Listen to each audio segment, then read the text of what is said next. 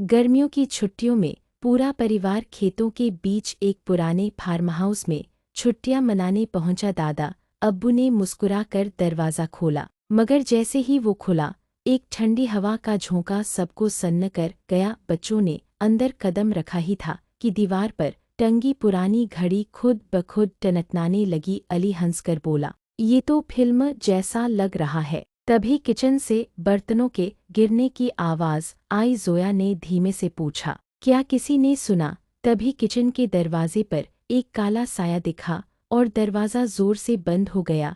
सब घबरा गई। दादी अम्मा ने सभी को पास बुलाया और बोली, ये जगह पहले भी एक डरावनी कहानी की गवाह रह चुकी है। एक दरवाज़ा है जो रात में खुद खुलता और बंद होता है। तभी वही दरवाज़ा चरमराया और एक राख से ढका साया भीतर आया। जोरदार धमाके से पूरा घर हिल गया। बच्चे डर और हैरानी से एक दूसरे को देखने लगे। अब क्या होगा?